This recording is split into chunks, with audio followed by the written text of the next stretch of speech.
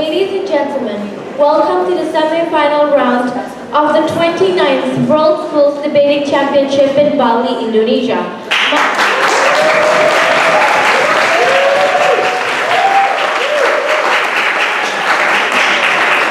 My name is Aya and I will be the chairperson of this debate, while Difta here will be the timekeeper. In the proposition team, here we have the United States of America.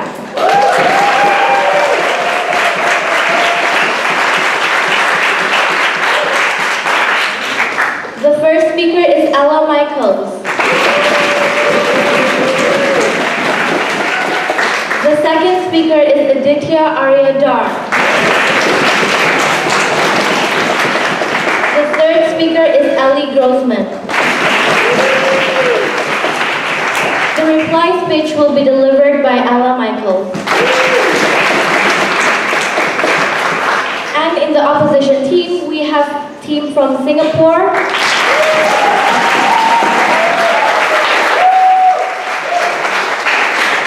The first speaker is Wei Shuyang. The second speaker is Ryan Lee. The third speaker is Ao Wei Ho.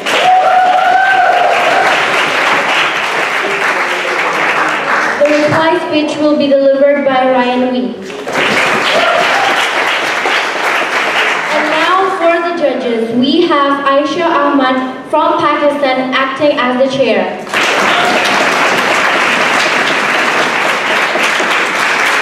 Kevin Moore from New Zealand. Tamara Fernando from Sri Lanka. Diana Gilka from Germany. Jesus Falsis from Philippines. James Stratton from Australia. Lisa Schallenberg from the Netherlands. The motion for today's debate is this House prefer a benevolent dictatorship over a weak democracy. So it gives me a great pleasure to invite the first speaker for the proposition team to open the debate. Please welcome Ella Michaels.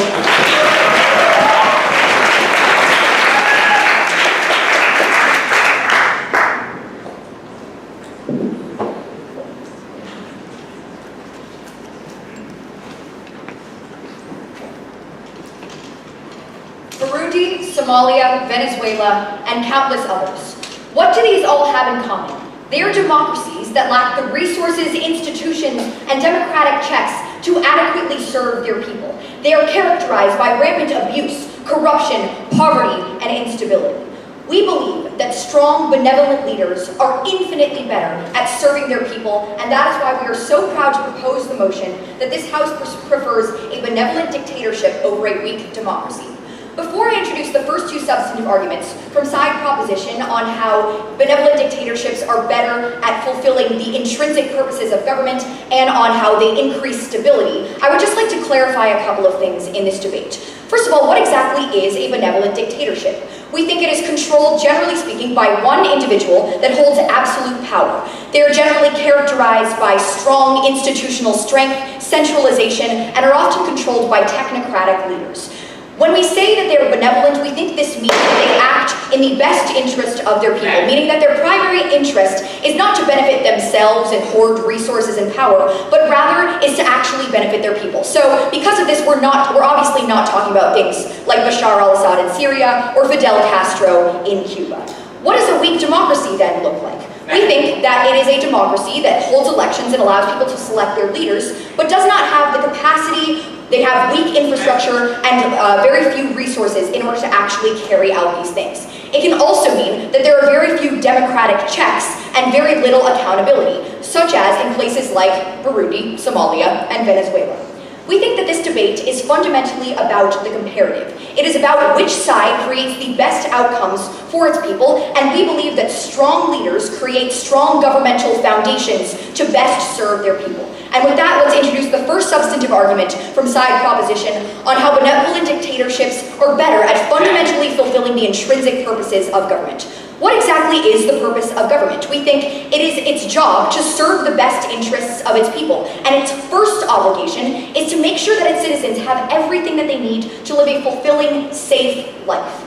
Thus, we think that democracy in and of itself is an empty principle if it does not actually fulfill the obligation of that state. There are two reasons why benevolent dictatorships do this better. The first is on capacity, and the second is on ability. The first is on capacity. So democracies, even if they have the best of intentions, they really, really want to help their people, if they do not have the ability to do so, they fail in their purpose as a government. We told you at the top of our case, weak democracies often don't have the resources, institutional checks, institutional strength, and thus ability in order to carry out governmental purposes. Thus, they really cannot serve their people. But dictatorships, however, we think are much more likely to have that ability. They're centralized, which means that there is much more institutional coordination and efficiency. And because of this, we think that generally speaking, they have far more resources because they have more and they use the ones that they have effectively.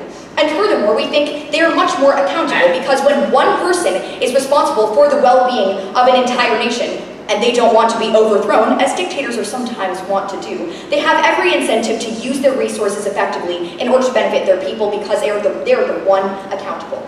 Our second layer under this argument is on how benevolent dictatorships have more ability to fulfill their purpose.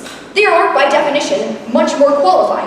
We think that the way that they achieve their status is to rise up and consolidate power in the government and to use their experience within that government in the interests of the people and to consolidate centralization and things like that. Thus, they have much more experience and are much more qualified to make beneficial decisions for their people.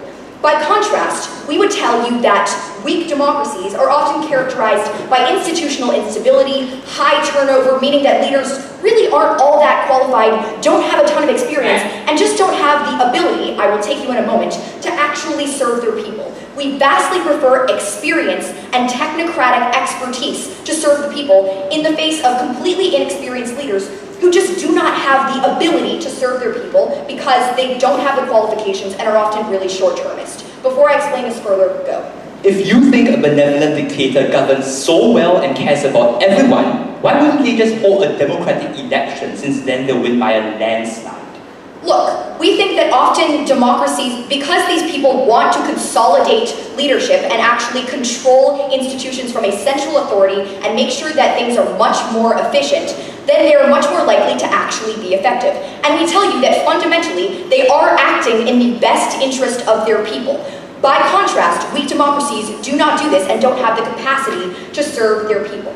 So, we tell you further that we vastly prefer technocratic leadership to completely unqualified leaders who just don't really know how to serve the best interests of their people. And we think that these fundamentally fulfill the purpose of government much more, because regardless of your actual intentions as a leader, if you don't have the resources or the ability to actually do that, you have to fail in this obligation. Our second substantive argument in today's round is on how this improves stability in three ways: in terms of economics, services, and conflict. Let's first talk about economic stability. We think that central authority is generally how benevolent dictators are going to make decisions. This is important for two reasons. First, they can make swift decisions, and those decisions can be sustainable and reliable because they aren't subject to the whims of ever-changing sentiments within a democracy. Thus, we think that this looks like it being really easy to divert resources to industry and economic growth, and to regulate those industries to actually promote growth and a healthy economy. What do we think this looks like? In South Korea, when that government had a dictatorship, though it wasn't particularly benevolent, the institutions are still the same. And the controls that that government implemented in order to increase economic growth led to the biggest period of growth in South Korean history. It led to more growth, higher wages, more jobs, and a whole bunch of things that really economically helped the country and all of its people. A similar situation happens in China. Again, we do recognize that this is more of an authoritarian government, but the mechanism still applies of a central authority that is much more able to regulate the economy and make sure that it is really healthy and benefits its people. Our second layer under this argument is on the stability of government services. We told you that in weak democracies, they lack resources and coordination. What do you need in order to provide crucial government services like hospitals, schools, keeping streets clean, healthcare, and law enforcement? We think that you need resources and coordination, something that weak democracies really lack. They can't pass laws, and they can't coordinate effectively in order to create strong institutions that serve their people. This means that their people are left without education, are left without healthcare, are left with cracks in the road and rampant crime because none of the services that the government has an obligation to provide are able to be so on their side of the house. In benevolent dictatorships, however, we have this coordination and an ability to actually provide services to the people. But our final layer under this argument is decreasing conflict and increasing actual stability. Weak democracies often arise in the wake of a crisis or a massive change of power, and thus are characterized by warring factions of different cultures, religions, ethnic backgrounds, and things like that. There's a lot of fighting within these factions, which undermines the state's capacity to actually govern effectively and increases conflict. We think this looks like Iraq, where it was ostensibly a democracy, but is incredibly institutionally weak and has had a lot of trouble dealing with sectarian violence. A benevolent democracy, through central authority and strength, is much better able to decrease this violence and help its people and make sure that they are fundamentally safe. For all of these reasons, we are so proud to oppose. Thank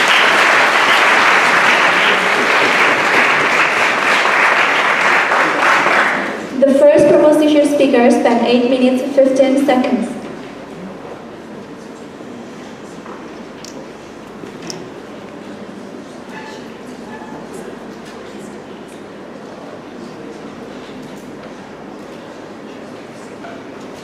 thank the first proposition speaker for their speech. And now to open the case of opposition, we please welcome Wei Shuyang.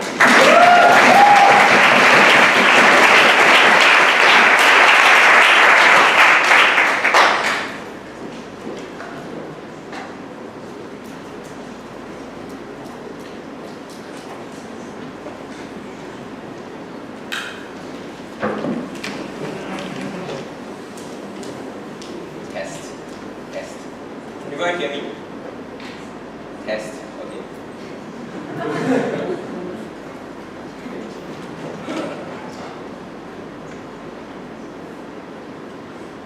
The main problem with Proposition's case was that all they presented us with was a laundry list of characteristics. It was a laundry list of assertions. Like a benevolent dictator would necessarily be qualified. He would have institutional coordination. But in weak democracy, it would necessarily have no resources, no infrastructure. Assertions and characteristics cannot be a substitute for argumentation. But the fact that these benevolent dictators had to be a dictator in the first place means that they had to make trade-offs. These are trade-offs that we think are illegitimate because they hurt minorities and they hurt the diversity of opinions. What's our stance? 1. We prefer a weak democracy. What does this mean? Now, we understand that weak democracies may not be perfect. Perhaps they may see low voter turnout. Perhaps they may lack strong central governing authority. But at the very least, what they share is that they have the vote, where everyone is able to express their political opinions. We have a generally free media, free speech. We have a justice system that is generally impartial, and the ability for people to gather and engage in political discourse. We understand that these institutions are not perfect, but people on the ground have a commitment to wanting stronger institutions and stronger principles. That's a very important characteristic to note. The other thing in this debate is that both sides have to access the benefits of both systems, not just in their existence today, but also in the long term. I think the long-term frame is something they never dealt with. 3 arguments. 1. Why the right to vote is fundamental. 2. Why a weak democracy is better for long-term governance. 3. My second speaker will explain how we prevent dangerous centralized power. Before that, some damaging initial observations. They first told us that benevolent dictators necessarily care for everyone in the nation. They don't care about themselves at all. This is not true. Many of them seek to benefit themselves in the process of helping their nation, and many of them can't care for everyone because it's just impossible in the country to care for every single interest. If you're able to, you have won the election anyways. And mind you, when we gave them the POI, they never gave us a response as why these benevolent dictators couldn't just win an election from the very start. I think the fundamental problem with their case was that it was hinged purely on practical outcomes.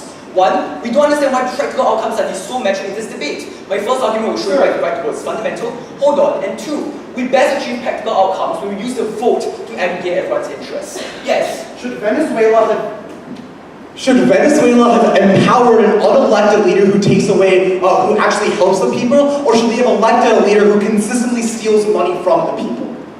Well, we think that it's precisely in a weak democracy that we see in Venezuela that there are protests on the streets, that we don't have a clamping down the indicator to otherwise have had. Their first argument is about governance. Here's where they assert the characteristics like benevolent dictators have institutional coordination. These are just truistic assertions without showing us a metric of what's important in this debate or a mechanism behind why these are all unique to benevolent dictators. They then told us that the reason why we shouldn't have a vote is because a government is meant to achieve a fulfilling, safe life. First, they never explained to us what a fulfilling safe life is. But secondly, not everything that's important to the individual is about physical outcomes. Often the expression of your views and your dignity and the ability to have autonomy over your basic self is crucial as well. They then told us benevolent dictators have an incentive to do well. My question is, what happens when they fail? It's precisely when power is concentrated in the hands of one person that they are able to keep power, they're able to conceal stories of failure from the people. They then told us that they have a better ability for governance. But the whole point of governance is to answer open moral questions, like whether we want environmental protection or economic growth. I don't think these are questions you can simply answer with experience alone. Their second argument was about stability. Here's what they talked about economic growth. First, they never gave us a mechanism as to why benevolent dictators necessarily need stronger economic growth, nor did they fulfill their majority burden, because they only presented us with 2 examples. Even with the best example of China, we need to understand that it was precisely a benevolent dictator that resulted in the Great Leap Forward that killed millions of people on the ground, precisely because there was no consensus from the people. We've understand for things like the Rwandan post-genocide state, where though it was a weak democracy, because of democratic mandate, they were able to achieve a strong democracy and a strong economy in the long run. My first argument is on why the right to vote is fundamental. Understand that this is a non-consequentialist argument. We believe that everyone should have the right to vote regardless of how it is used or what happens after. Premise, to live under a state is fundamentally oppressive. They can control you by stealing your money through taxation and restricting your movement through incarceration. They can force you to abide by a strict set of rules. This goes against your fundamental right to autonomy, to make the most basic daily decisions for yourself. The only way that such oppression can be conscionable is if we give people the right to vote to return power of autonomy over their lives. This is not about whether they use this vote to improve their lives or the specific policies that they vote for. The reason why we give the right to vote is in recognition of their fundamental human dignity and their moral claim to autonomy. Now we understand that perhaps the ability to exercise this right is not perfect, but we think it is infinitely better than in a case where there is no such right to begin with. This means 1, we fulfill the moral duty to provide the right to vote, but 2, it is precisely the right to vote that we strengthen and weak democracy. Democracy only improves if it practices being a democracy, if it practices campaigning, crafting policies targeted to people on the ground through the ballot box. This is the reason why in Tunisia, though it was a very unstable and weak democracy after the Arab Spring, today it holds regular and secular elections. And understand that this also deals with their argument, because understand that all their points about state services and why weak democracies cannot provide them was not a problem with a democracy, but a weak government in general, which dictators would presumably fall under as well. So our first argument proves 2 things. 1, regardless of whether a democracy is weak or strong, people should have the right to vote. 2, it is precisely giving this right to vote that solves their concerns of a weak democracy. My second argument is why a weak democracy is better than a benevolent dictator for long-term governance. Yes? In the United States, African Americans held the right to vote for 100 years before they actually got the ability to exercise that right to vote. Why is a principled stance justified when it practically undermines real people's consequences? Obviously, a weak democracy doesn't mean that minorities get to vote. We think there's a difference between a weak democracy and an illiberal democracy. This is a fundamental distinction you need to understand. Continuing with my substantive, this debate cannot just be about the current situation, because governments also affect future generations if they change down the line. The question is, what are the future options available if we start with a benevolent dictatorship and which is better hope to future generations? Notice that they had no long-term analysis at all in their argument, which I think reveals a very massive gap in their case strategy. We are better for long-term for 3 structural reasons. 1, we seek better representation. In a benevolent dictatorship, benevolence is not perfection. There's a reason why the dictator had to resort to removing the vote and removing the freedom of speech. The reason is because he only often caters to the majority and actively sidelines minorities. This means that his legitimacy is built on voices that never existed to begin with for a facade of success. In comparison, an imperfect weak democracy at least gives minorities a much greater chance of a vote to have a party to represent their voices. For instance, Spanish benevolent dictator Francisco Franco constantly persecuted Catalonians in the 1930s. Today, while Spain is still a weak democracy, Catalonians can at least access political representation through the independent Catalonian political party. Second comparative, because a benevolent dictatorship will not remain benevolent. The whole point of a dictatorship is that there is no control over governance or the transition of power. Power is likely to be handed down in family or personal connections. There is no guarantee that they will be benevolent as well. This means that even if right now, benevolent dictatorships can achieve better economic growth, if it does become hijacked, an evil dictatorship will be so much worse that we just shouldn't start out with a benevolent dictatorship. For instance, in Burma, after military dictator Ne Win wanted to save his society from economic doldrums, when he lost power, it was a continuous sequence of dictators that followed, progressively worsening human rights situations and the economy in the nation, resulting in the infamous military junta that was only recently imposed. This means on their side, they hurt future generations in the long term, because they keep non-benevolent dictators in power, they result in the hijacking of benevolent dictatorships by those with malicious intentions. That's why we believe that people should never be subjected to a dictatorship of silence. We oppose.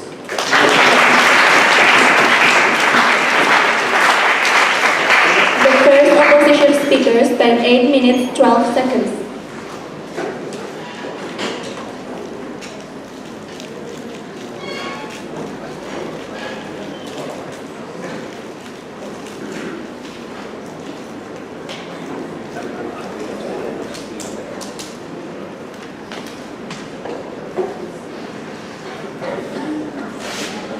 I thank the first opposition speaker for their speech. And now to continue the case for the proposition, please welcome Aditya Arya Dar.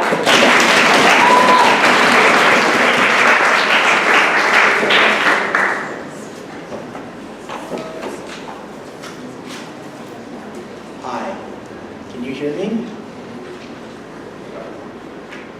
Speak up? Okay, I hope that's better.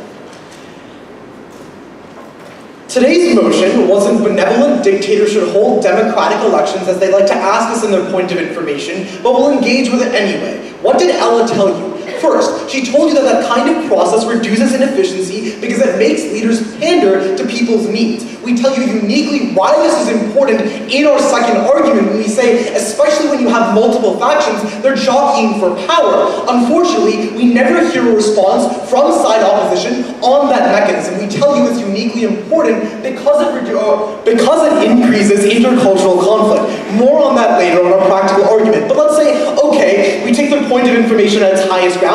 If this happens, it's now a strong democracy. We don't think either side of the house can really claim that, right? Three things in this debate. First, a quick clarification on what we stand for, then 2 questions on the principle and practical, and finally, our third argument. So first, let's characterize what the debate looks like because we think there's a gross mischaracterization coming out of opposition. What do they tell you? They tell you weak democracies are weak because of low voter turnout. That's not true. Like, the United States has low voter turnout. I don't think it's a weak democracy, right? What are the reasons why a weak democracy is actually weak? We think it is because it is liberal, right? A weak democracy is weak if it doesn't have the institutional capacity to actually increase democratic checks in the long run, right? We also tell you it's weak if it doesn't have state capacity, right? What does weak democracies look like? They look like Burundi, they look like Venezuela today, they look like Serbia in the late 1990s, and if Donald Trump has its way, maybe the United States too, right? That's the clarification that we bring you on our side of the house. 2 questions then. First on the principle.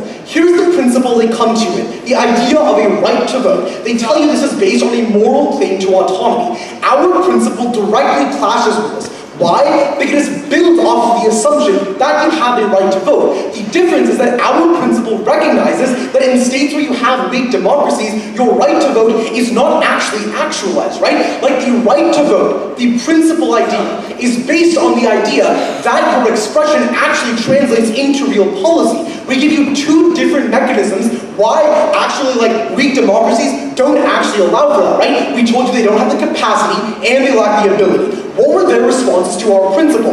All they said is, well, they don't show us what life under a good government looks like. Okay, maybe it looks like people having access to critical government services. Maybe it looks like people actually having their needs met, right? But basically what they tell you is the right to expression is better. Look, at the point where your expression never actualizes into real policy, we would say that the right to vote is an empty principle, contingent on practical benefits. So let's talk about the practical question in this round, right? We had an entire argument with 3 different mechanisms about why our side of the house creates stability. It was not enough for side opposition to literally respond to just the top mechanism and say, well, China killed people under a dictatorial regime. Okay, look, our economic argument is intrinsic to dictatorships. Killing people is not intrinsic to benevolent dictatorships. We think at the point where they're literally hurting people, they stop being benevolent dictatorships. We don't endorse that, right? What is the analysis that we tell you? First, we tell you that authoritarian regimes are far more able to conduct successful economic policy because they're less vulnerable to, like, economic jockeying. More on that on our third mechanism. Second, they are far more able to give services because they don't lack resources. And third, they are not vulnerable to intercultural conflict. This is one of our most important arguments.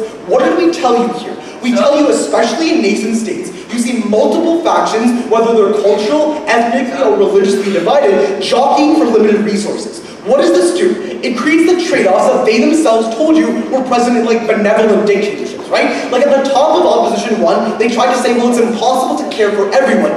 We would say, we prefer a world where you have a benevolent, independent dictator taking into account what people need, rather than parties, like, literally dominating each other based on the basis of ethnic or religious superiority. We would say not only does this intensify existing conflicts, but it ripens conditions for revolts. More on that in our third argument. What is their argument here? This is just an idea that in the long term, weak democracies become stronger.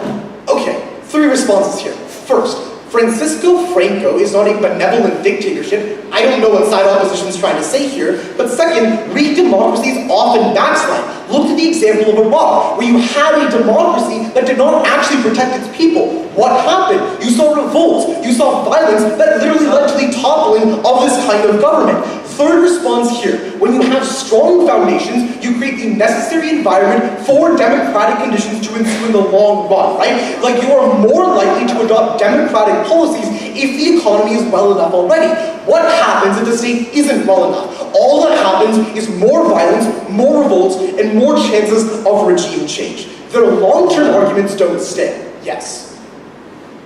Stability also means silencing minorities and rival factions. Why is this conscionable for short-term stability? 2 points on this. First, silencing of minorities increases in your world where weak democracies are literally just going to be controlled by factions at a time. In Iraq, what did you have? You had the Sunnis controlling the government one cycle, then the Shias controlling the government the next cycle. All you do is you accelerate that kind of silencing of minorities. We tell you benevolent dictators actually care about the people, like only your response to that has just been, well, there are trade-offs. No. There are trade-offs on both sides of the house. Your side just makes them far worse. Let's talk about our third argument now. It's about totalitarian backsliding. This will clash directly with their ideas. I'll flag that when it happens, right? 2 mechanisms on how totalitarian backsliding exists in the first place. First, when you have a lack of state capacity, where do we make the choices between benevolent dictators and weak democracies? Oftentimes, we think these are nascent states that have undergone revolt. Why do they undergo revolution in the first place? Because the state failed to meet the needs of the people or actively went against them. Clearly this doesn't happen in a benevolent dictatorship because it has increased capacity and increased interest in actually protecting the people, right? So what actually happens? In a world, for example, where you don't have the state actualizing what people want, you're far more likely to susceptible to regime change. That's why we see, for example, in Egypt, in Pakistan, when the state government didn't actually support what the people wanted, the military just came in and instituted a military junta or a military dictatorship of their own. Why is this so important? First, an increased likelihood of regime change increases instability and violence just on face, right? But second, it increases the likelihood that you have bad government in the future. What is the second mechanism for totalitarian backsliding? It's the lack of checks under their side of the house. When you allow democracies to work counter to people's interests and you allow leaders to centralize power over time, what we see happening is what we saw in Venezuela. You have sham elections and no checks on Nicolas Maduro that have massively increased his power. We don't think this is harmful in a benevolent dictatorship because obviously they're benevolent. So what are the harms? They would like to tell you their side of the house increases checks. At the point where we think both sides of the house are just going to wind up with a dictator, the only difference is in whether that dictator is benevolent or self-serving and harmful. So on that, what did we see in Serbia, for example, between 1996 to 2000 when it had a weak democracy? Milosevic inaugurated himself as president, denied the opposition party seats, and literally killed thousands of Kosovar Muslims. The only thing that stopped him was a literal invasion and a civil war in that country, right? We don't think benevolent dictators do this. At best, all they do is increase dictatorship. The only question you have now is which side of the house you support. Proposition supports a benevolent dictator. Opposition, all they do is have a dictator that's more likely to silence the voices of minorities, silence the voices of their own people, and only intensify violence and conflict in the long run. That's what we're so proud to propose.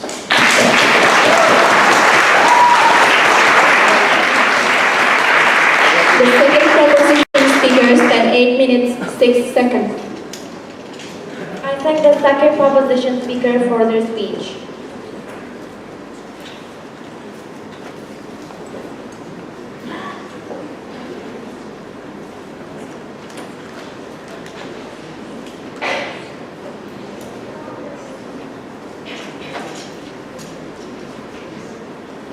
And now to continue the case for the opposition, please welcome Ryan Lee.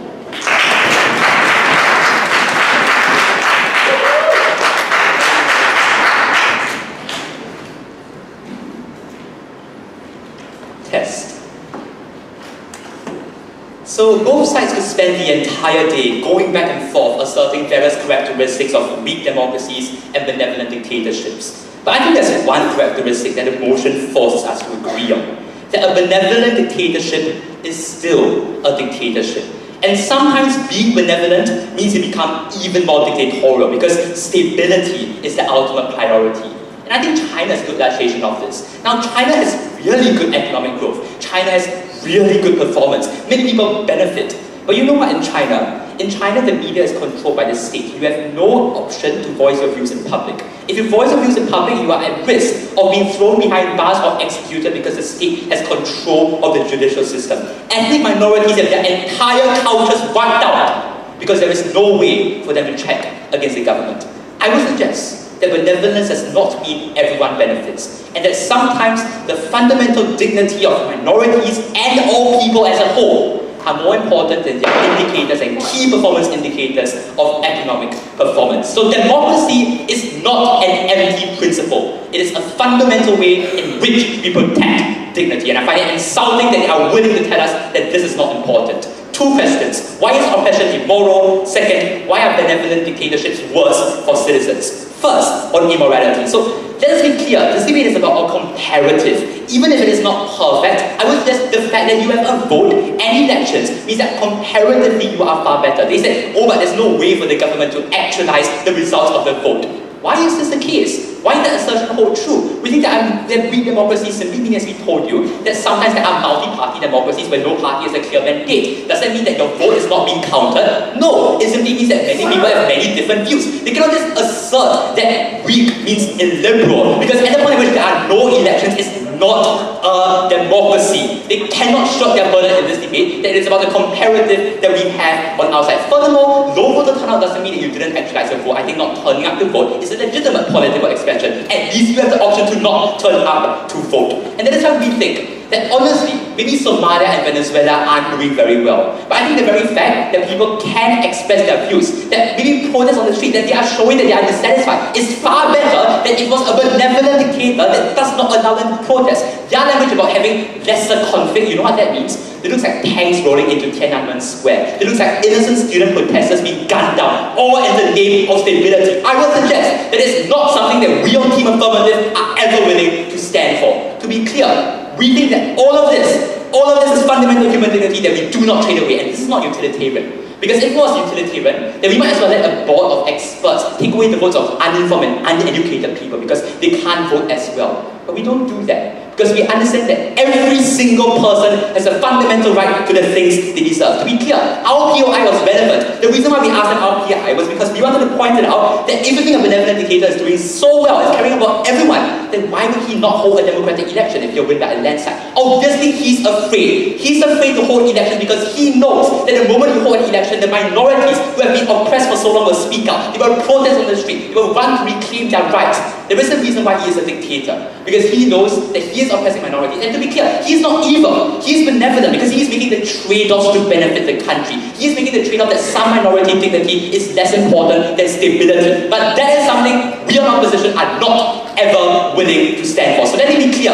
Democracy is not an empty principle. It is a fundamental way for all of us in this room to have rights we deserve. Second question, therefore, on economic performance and general things about how weak democracies are generally better for people. So the critical assertion here is that development is always an a priori good. I would suggest that equitable development is more important, that ensuring that people are not left behind is more important. This is why we have, for example, income tax. Because even though letting all the rich corporations come in might be quite good for the economy, we recognize that we have a redistributive duty on the government to give back to the people. That is why it is not a carte blanche reason to just say we have successful economic policy and that's good. But why are things like corruption intrinsic to things like weak democracies? We think benevolent dictators can engage in corruption because giving money to my cronies makes them happier and gives me more stability. So I don't actually know why all the problems that they talk about can't exist on the other side. They said we have centralization and things like that. Wow, a one-line assertion of why centralization is good. I have not heard any logic of why centralization is necessarily good. We think that minorities have control over the way to develop their economy, over their communities is a much better way to ensure development.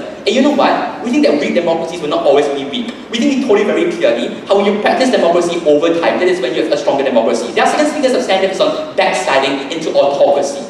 Note, this assumes, therefore, that the likelihood for them to backslide into autocracy is higher because he is not doing well. We say, why is regime change necessarily a bad thing? It simply shows that we have the ability to adapt and have different governments to come in. So, at the point at which we talk about backsliding, hold on a moment, sir, we think that our side is much better at preventing that. Before I move on, yes? When you have regime change, when states fail to take into account the needs of the people, all you see is more violence that usually results in more illiberal dictators taking charge. Your side of the house uniquely increases that. Sir, you have to actually prove to us why these individuals on the ground have no commitment to democracy. Maybe they don't like the current government, but what does that mean? They must abandon the fundamental principles of democracy. Furthermore, no response at all to to my first speaker's analysis of how when they're a dictatorship, that is when it is sticky. That is when it is very hard to take away this dictatorship, particularly on your highest case of good economic performance. Oftentimes dictators craft their own definition of benevolence. And that means in the long term, when you are hijacked, that is when on your side you descend into true autocracy. So that is the end game they stand for. My constructive for today on how our side is better at providing better economic performance in general and how it's generally bad to centralize power in the hands of one single person. So I'm going to deal directly and clash with the idea of good economic performance. Note, I'm using their metric. Even if short-term performance is the one thing we must care about, why is our side better at this? Look at the language we talk about how in a dictatorship we have one person in control. That is the person with the final say. And oftentimes, because the media is controlled by the government, you have very little alternatives to, for example, express your displeasure with their policies. Because the government has control over the judiciary, anyone who protests, anyone who expresses displeasure can easily be purged or taken away. And look, the dictator is semi-benevolent. He is purging dissent because it threatens stability. So, what does this mean? This means when you give all the power to decide policy in the hands of one person, if that one person messes up, you are in big trouble. Just look at Mao's Great Leap Forward. I'm pretty sure Mao's thought it was a great idea to have lots of collectivization, a great idea to get people and peasants to collectivize and create more productivity. But because there was no one willing to oppose it, because everyone was willing to oppose it was purged, and because he as a dictator, a benevolent dictator, was able to go ahead with whatever he wanted, that resulted in the Great Leap Forward famine that killed millions of innocent lives. So I would suggest that centralization is not always a good thing. On our side, we might not be perfect, but at least there are many challenges to power that exist. There are many checks, you can write articles, there are protests, there are ways for the people to express their displeasure, there are ways for other people in the government, other MPs, other members of parliament, other votes, other elections, for you to show that you are dissatisfied. And therefore, it is much less likely that the one person who controls the economy will be able to take it away from you. But let me be clear. Look, even on the short-term metrics we win, but we think in the long term, on our side, since I've just proven that we have economic legitimacy, then that is when we prevent a backslide directly clashing with the second speaker's substantive. But again, let me remind you, this debate is not only about numbers. It is not only about economic performance. It is about the fundamental dignity that we think every human deserves. We think we protect that on our side. We understand that on our side, people should never be subjected to a dictatorship of silence. We oppose.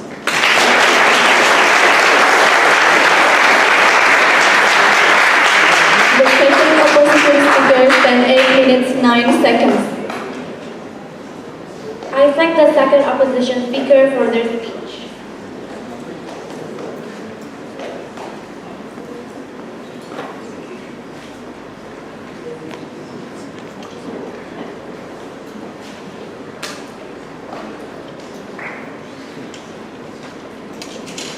And now to continue the case of proposition, we call upon Ellie Grossman.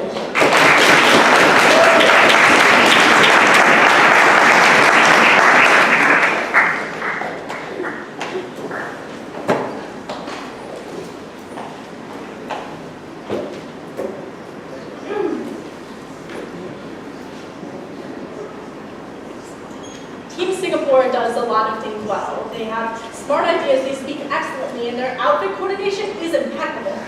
But what don't they do particularly well? We'd say that's respond to our third argument, which really hurts me because we worked pretty hard on it. So why is that important? Because when we tell you that you affect state stability in the long run, when you have a lot more governmental turnover, that essentially negates their whole case. You cannot have long-term, better representation. You cannot prevent power from being handed off to the wrong people. You do not truly give people the right to vote. When you see this instability, all they tell you is regime change isn't a bad thing. We would disagree with those structural reasons, but I'll get to that later. So, a few things in this speech. First, I'll really quickly discuss what we're supposed to be debating in this round, but then I'll dive into 3 core questions. First, which side is principally correct? Second, which side best helps the people in a state? And third, which side is best for long-term stability? So, really quickly on the framing. In this round, we should be discussing the difference between a benevolent dictatorship and a weak democracy. So, them trying to tell you about how all of our regimes are killing people all the time doesn't really engage with the word in the motion, benevolent. So sure, we can talk about the right to vote in democracy as a principle, but we'd ask them to also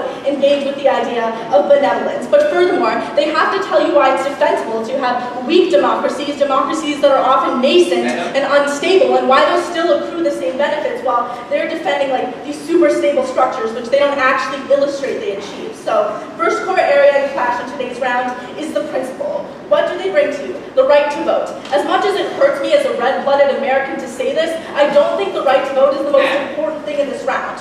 Why? Because as a DTM brings to you, the point of a right to vote is the ability to actualize policy. Like, that is why people vote in the first place. That's why Americans have complained so much about the Electoral College. Like, trust me guys, we know. We tell you, you aren't able to achieve that end on their side of the house for a couple of reasons. First of all, because in weak democracies, you often have sham votes. They basically concede this when they tell you, yeah, Venezuela is a democracy. That's a place where we've seen a lot of sham elections. So sure, people have the right to vote. It's technically like free, but we don't think that actually happens. But second, if the state is so weak that it doesn't have the ability to do this, then again, that vote doesn't actually come into play. We think the ability of a state to provide for its people and to protect its people and make better policy is a lot more important than the principle of the right to vote. That is basically empty on its own when people are left starving, when they can't put food on the table, or when there's conflict within their borders. What do we bring to you? We bring to you the idea of the actual purpose of government. We tell you the real duty of a government is to do what's best for the people in the state. Practically, that means things like putting food on the table. It means trying to avoid the fact that often people die in conflicts. We think things like the right to life, the ability to feed your children, are much more absolute than the values that they bring to you. That's why we think they're more important. So why are we winning on the principle at the end of the day? Because we propose a state's duty to actually defend its people and to defend their bodies and their livelihoods instead of a principle which they bring to you, which they give you examples in which they can't prove they actually uphold it in weak democracies which can't actually enforce democratic systems. But then, the second core area of clash in today's round is who best protects the people in the state. So the first thing we bring to you in our second argument is the idea of improving the state, improving the stability of systems in the state. We bring to you three layers under this. The first is the idea of the economy. What do they say to our entire argument? You don't give us a mechanism. Actually, we do. We tell you, in a dictatorship, there's a swift decision-making apparatus. You don't have to jump through a lot of hoops, and often since you don't have high turnover within the governmental body, these decisions are stable. That's why we tell you, when South Korea was a dictatorship, it had its highest rate of economic growth because these countries are able to industrialize. We think that's pretty important. We think when people can put food on the table for their family, when government has enough money to provide services for the people, that's a lot more important than the supposed value of a weak democracy. But what's the next thing we bring to you under this argument? The idea of government services themselves. We tell you, weak democracies are often very new and very young. That's why they're weak. So they often lack the resources and coordination in order to help their people. So we would say, for example, the fact that Somalia might be a democracy now doesn't outweigh the fact that they don't have the state apparatus to prevent the piracy off their coast or the famine within their borders. We would say a government that has the ability to control such a problem, even if through authoritarianism, is a lot more beneficial than a government that might report democratic values but doesn't practically do this. But then the next thing we bring to you is the idea of cultural conflict. This is really important because they talk about minorities a lot, but they don't respond to our arguments about them. We tell you that within a democracy, you often see sectarian violence. That's what we saw in the young democracy of Iraq that eventually brought down its government. We tell you that when you don't have a strong state apparatus that can control warring factions, you see a lot more oppression of minorities. You see a lot more violence. What do they bring to you? These long-term benefits. First is representation. We already told you you can't actually actualize that when the government can't carry out representation and you often have sham elections. But then the next thing they bring to you is that people in authoritarian regimes hand off power. Yeah, people do that in democracies too. Like Donald Trump is having his daughter go to the G20 conference. We think that even in democracies, people have the ability to appoint other people unelected. This is not a trait that is unique to dictatorships. They bring you this argument about centralization that says like, wow, in democracies, people are accountable. But again, we don't think that's inherently true when it's hard to implement those accountability mechanisms. But as we tell you in our first argument, often dictators do take feedback because they really, really like being in control and they don't like the instability that often comes when the people are upset. But what is the third core argument in today's round? It's the idea of stability in general. We bring to you an argument about state stability, which they neglect. But before I move on, go ahead. Both a weak democracy and a benevolent dictatorship can backslide, but the international pressure not to backslide is much stronger for a democracy. I would disagree. I think it's a lot more common for weak democracies to backslide than strong dictatorships. Like, I don't know what you're talking about. The fact that you refuse to provide examples when we provide you a wealth of examples should really illustrate that point. But what do we tell you about state stability? We tell you you're much more likely to see regime change on their side of the house. Why? Because, well, you're more likely to see regime change in a democracy that's really weak and has no central apparatus, and there are also really no checks on the government, as you see within like a centralized decision-making system. So what do they tell you? Regime change really isn't that bad. We give you a couple of reasons that it is. First, it increases instability on face. When you have a weak government, when you have a lot more uprisings and a lot more violence again, we would consider that very dangerous for the people and very unstable. We don't think there's absolutely any guarantee that you implement a better government in the long run, which is why in many parts of the world we see cycles and cycles of governments being overthrown, supposedly implementing democracies to no better end, which is also why we tell you that the second problem here is to often implement bad governments. What do they bring to you? An argument about minorities, which we agree is really important, but we don't think they protect them better at all. Firstly, because of the cultural conflict argument we bring to you, but second, because it's just not true. Like, both Sudan and South Sudan are supposedly presidential republics. We don't think either of them is particularly good at protecting minorities. In fact, we would argue they make this worse on their side of the house because they afford democracies this veneer of legitimacy, wherein they say, because you're a democracy, you're a lot better for the people. That is why there's less international pressure to improve the condition within their countries. There are more trade-offs on their side of the house, but they do nothing to improve them because being a democracy is good enough.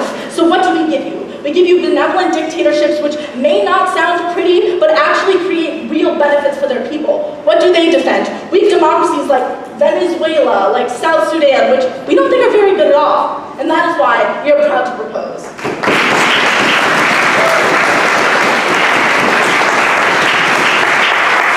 The third proposition speaker spent 8 minutes 17 seconds. I thank the third proposition speaker for their speech.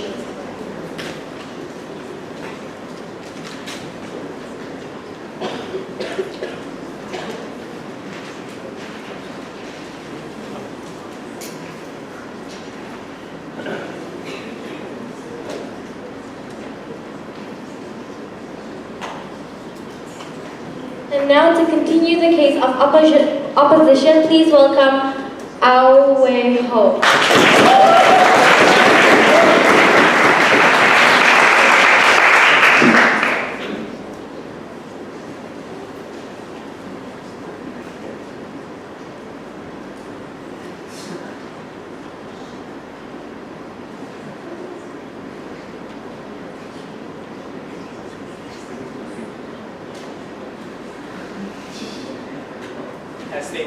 Testing. Okay?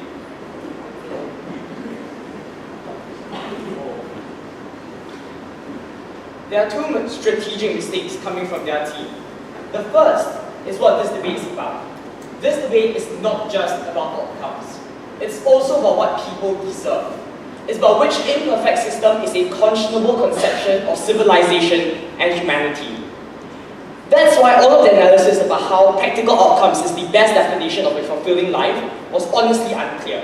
They never gave us any reason to believe why practical outcomes ought to be the only metric within this debate. Firstly, I think many people in this debate can agree that other things like the right to vote and having some sense of autonomy is important to themselves regardless of this outcome. But second of all, insofar as this is an open moral question, it is uniquely democracy that allows people to make that value judgment for themselves and vote in the party that prioritizes what they want, whether it's representation in theory or whether it's practical outcomes. This is why the ballot box is important. This is why it is inherent, fundamental human right, regardless of whether it's a weak democracy. It's important to allow people to make those decisions that you carte blanche make for them. But second of all, they assume that benevolence is synonymous with the word perfect. Wrong. Benevolence means you're benevolent to the majority. In the eyes of the majority, you're nice, but to superimpose stability at the expense of minorities' interests, people who we owe special moral obligations to, was important in this debate. That was not dealt with coming from their team. I have two broad areas of clash. First, which system improves the non-material standard of living, and second, on the material standard of living. I'll spend more time on the second because that's the only thing they wanted to talk about in this debate. But first, on non-material stuff. We said from the beginning of this debate that we owe a moral duty to recognize individuals' autonomy. This is to give them the right to a vote. This is not about how they use that vote, but in recognition of their autonomy to begin with, that we give them this vote. That's why all of that consequential analysis since first was unresponsive to this. The only response we heard was, but the right to vote is only important if it translates into policies. Wrong. We think that when people choose not to vote, when people cast a blank vote, none of those votes eventually result in the actual policy being passed, but it's still a legitimate political expression because political beliefs and what you believe is important to you is just as important to your standard of living apart from the specific policies you get in terms of economic policies.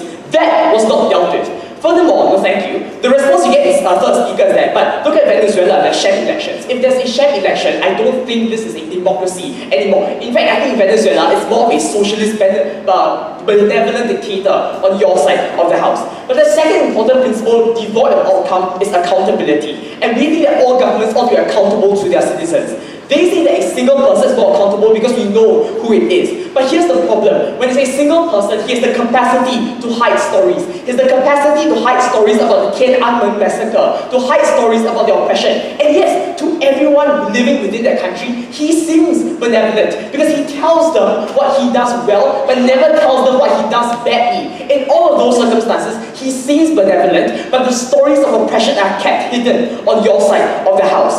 That's why we're willing to argue that doing things slower is good. Even if it takes longer for us to craft a policy, we think that these policies are simple decisions that technocratic expertise can answer. We require debate and contesting ideas within the long term. We think that taking longer to come to a solution is something that's far better. And yes, regime change is sometimes part of this process. And it might be unpalatable for me to say that regime change is necessary in some circumstances. But I think it's important for people to test what kind of system they want continuously and arrive at one they can all agree is good for their entire society, compared to a benevolent dictator that superimposes what he thinks is good for that society and tells them that they need to believe in that system.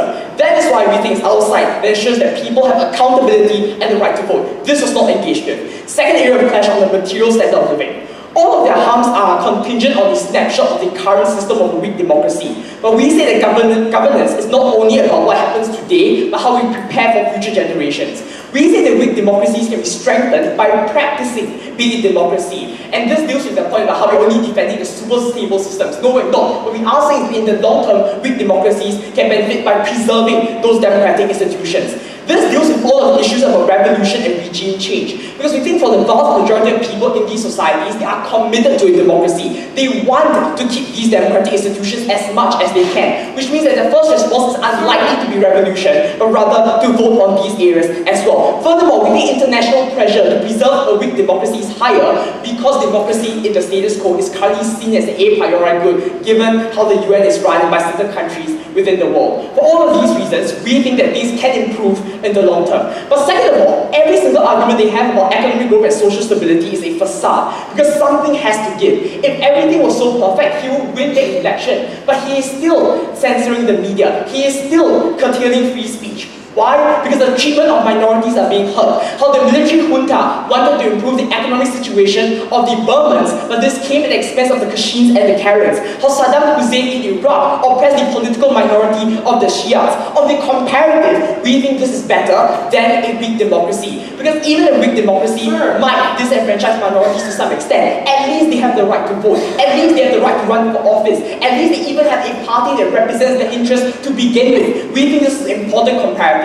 What we need to remember, I'll take you a moment, is that benevolence is benevolence for the majority. Stability means to sideline minorities even more, making them invisible so that it will never result in instability within your societies. Sure. Saddam Hussein only rose to power in the first place because of the literal lack of democratic accountability in the weak democracy in Iraq prior to his regime. That's why your side of the house increases all the harms that you like to I completely disagree. I think the reason why Saddam Hussein came to power was because he was able to run out the narrative how he would protect his Sunni Muslim majority base at the expense of minorities, the same benevolent dictators you've talked about. The response you got from the third speaker was that you create a veneer of a solution to a democracy. Here's the thing, when you still have a democracy, Observers to come to see your elections can still come in. International organizations like Amnesty International can still come in. So there's a lot more accountability on that regard. There is no veneer of a solution. This is incredibly important because we owe special moral duties to these minorities.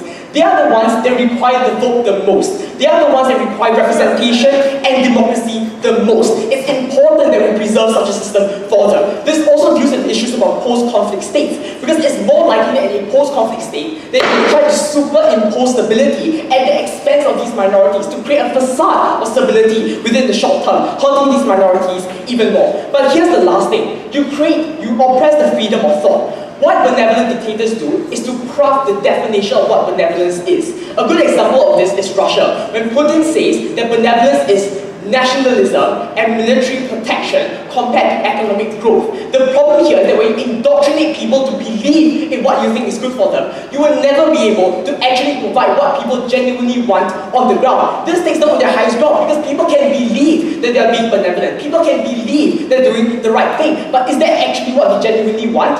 No. And that's the problem with a dictatorship. It is sticky. Even if right now you're benevolent, your capacity to constrain people's thoughts and indoctrinate them within the long term means that when you pass that power to the next person, be it your son or be it someone with political influence and connections with you, that person might not have the same interest. And will use the very same systems you've created through a dictatorship to forward his evil agendas. This is why a weak democracy is still a democracy. We are incredibly proud to oppose.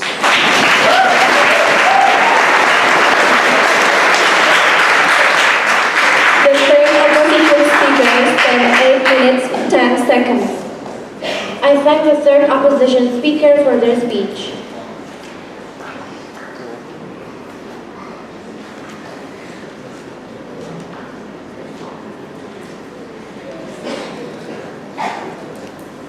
We now move to the team's 4-minute concluding and reply speeches. To deliver the opposition's reply speech, please welcome Ryan Wee.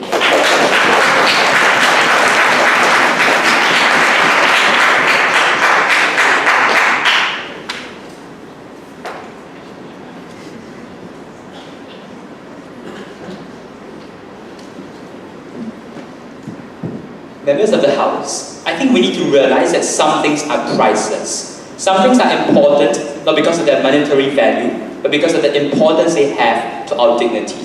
It might be a good idea if we were to limit the vote to people who are well-educated in economics, because then they could give us better economic performance. It might be a good idea if we suppress dissenting voices, because dissenting voices create instability. But we think that the type of oppression that Team Affirmative stands for is unconscionable, because it infringes on fundamental dignities that we have, to speak freely, to know that we are not going to be thrown in jail arbitrarily, to know we can preserve our culture as an ethnic minority, to know that we as an individual have a say over our future, and that our children's future will be decided by ourselves, not some man sitting in an ivory tower. Let us imagine the two worlds that emerge at the end of this debate. Very clearly, the world of Team Affirmative is a world of benevolent dictatorship. And some things are more important than economic performance, because maybe in the world of Team Affirmative you have state services, but these state services only extend to the city borders because it's just not economically efficient to extend them to rural areas. Now, I'm being benevolent, and to be clear, it was really misrepresentative when the other speaker said we did not deal with the word benevolent, because we did. We showed you how in the world of Team Affirmative, benevolence means trading away important interests. In the world of Team Affirmative, there is less conflict. There is less conflict and less cultural conflict, because wrong cultures are cultures that express dissent. These cultures are bad because they threaten stability. But we think individuals have a right to be able to express their things, and this is denied in the world of Team Affirmative. But in the world of Team Affirmative, they do not have the vote. And if you have to let everything else go, this is the one thing they cannot escape from. That you have no control over your future, you have no way to hold the government accountable to what you want. Furthermore, the world of Team Affirmative doesn't even have good economic performance, because if you remember, my substantive actually showed you why centralization is a bad thing. Now, they just rebutted this in their third speaker by saying that allows you to make swift decisions. Yes, the whole point of our second speaker substantive was to show you how these swift decisions can be bad. So all of their harms, all of them was on their side. But benevolent dictatorships aren't just bad now, they're bad in the future. Again, it was very telling that they failed to respond to our analysis on how they can be twisted, of how today's benevolent dictator can easily pass it on to his son who is not so benevolent. How it is very easy for cults of personality to mean that someone else takes over in the future and that someone else will not be benevolent. And in that case, you might not even have good economic performance anymore. So let us escape the world of team affirmative and go on to the world of team opposition. The world of team opposition did understand why it was important to the individual, that there are some things that we principally give you because you deserve them. But more than that, the world of team opposition understood that this debate is about the long term. We show you how in the long term when you practice democracy it gets better. How in the long term good economic performance because you do not centralize power in the hands of one person is important. And no, I was very clear that that dealt with the idea of backsliding. Because if we can prove that on our side, we have people who have a commitment to democracy, something we said in first. We have governments that can result in better economic performance because we have a good number of people who can make decisions based on the majority view of the people and minorities as well, then that is something that prevents backsliding. Because we have individuals who are able to express their views. And I would suggest that when an individual is able to express their views, they are less likely to revolt. They are less likely to decide that we need another dictatorship in the future. On that, we have international observers, as we POI, the other speaker. We have greater international pressure that can prevent backsliding because international observers tend to be let into a democracy but not into a dictatorship. In the world of opposition, we understood that maybe Iraq is not perfect, maybe South Sudan is not perfect, maybe Venezuela is not perfect. But we think the comparative is far worse. We understood that at least on our side, even if the vote is not perfect, it is something they have. And to be clear, if there's no vote, that is not part of this debate because it is not a democracy. At least they have the vote, and at least they have the option to be able to chart their future, to practice democracy and be able to get its benefits in the long term. That is the what we stood for, because we understood that people should not be subjected to a dictatorship of silence. We oppose.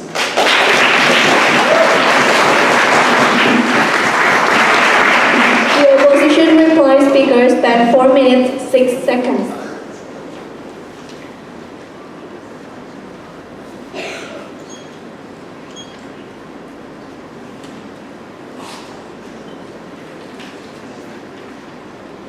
And now to conclude the case for the proposition and the debate as a whole, please welcome Ella Michael.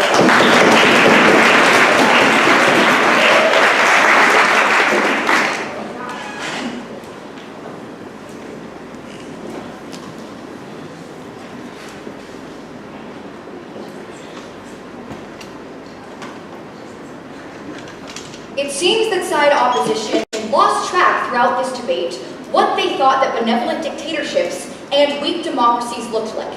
Because we heard about 3 different accounts of whether or not Venezuela is in fact a weak democracy, and they also told you that benevolent democracies are benevolent just so long as the dictator thinks they are benevolent. We would tell you that this is false. A benevolent dictator is one that operates in the best interest of their people, and we tell you a weak democracy is one where, yes, you might vote in an election, but the institutions that check that democracy are weak, the resources available to that democracy are weak, and the government cannot function.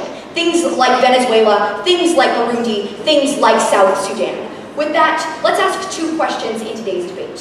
Who is best on principle, and who is best on practical? Let's start with the principle. They think that they win the principle in this debate, but as a matter of fact, they're actually really, really far behind on this, because their entire principle is about your right to choose your own government, your right to contribute your voice to that government. But that is entirely contingent on the government actually being able to act on your voice. There is absolutely no principal value in putting a paper ballot in a box if the government throws out that box and cannot act on your voice being heard. Empty representation is illegitimate representation, and that is what they're defending on their side of the House. But what did we tell you? We think that their principle is pretty much non-existent in today's debate at the point where weak democracies can't actually respect your vote. But we told you that on our side of the House, governments have a fundamental obligation to serve their people, regardless of democracy's intention to serve their people. The fact that they don't have the resources to actually be able to, or the qualifications to actually be able to serve their people's needs, means that they're principally unable to fulfill their state obligation. Thus, we win this debate on principle. This is an independent reason to vote for the proposition because principally, governments are unable to fulfill their obligation, something they never adequately answer. But let's move on to the practical argument in this round. So their best argument on this idea is that in the long term, we create better democracies and decrease abuse. A couple of things. First of all, their mechanisms for explaining how this happens are really flawed. They tell you that we increase representation over time because super benevolent democratic leaders really want to improve strong institutions leading to better democracy in the future. I'm sorry, in Venezuela, in South Sudan, in Burundi, do we see that happening? Do we see Nicolas Maduro really looking to strengthen democratic institutions? No. In fact, he eliminated the Constitution a couple of months ago. It is clear that these regime changes and weak democracies and the instability that happens in these countries leads to warring factions, warring for power, consolidation of that, and totalitarian backsliding that we told you about in our third argument that they do not engage in. If you want to create a healthy democracy, don't undermine all of the institutions that actually create better governments. But on this idea of family members in the future essentially not being as benevolent as individuals, we told you about the example of Donald Trump essentially doing the same thing, about Hugo Chavez essentially enfranchising nepotism when he was an ostensibly democratic leader that exists on both sides of the house. On one side, however, the government actually has the capacity to provide for its people. But then they brought you this idea of international accountability, and we were surprised to hear some new ideas in their third speech about how oppression is hidden in benevolent dictatorships, and also how Amnesty International can really root out all of this oppression and solve for this because there's all this accountability. First of all, those two ideas seem pretty contradictory, but we told you about in weak democracies, when you have warring factions, warring for control, often over cultural, ethnic, and religious divides, that actually increases more abuse of minority populations and harms them in the future even more. Virtually no engagement on their side of the house. We stand for governments that are actually able to provide health care and basic rights to their citizens. We stand for governments that are able to prevent warring factions from undermining the rights that they champion on their side of the house. We don't advocate for empty democracy that fails the people. That's why we propose. Thank you.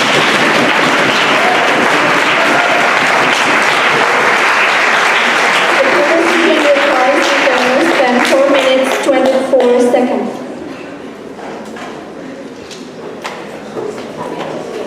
Thank you to all speakers for this debate. Adjudicators will deliberate and make their decision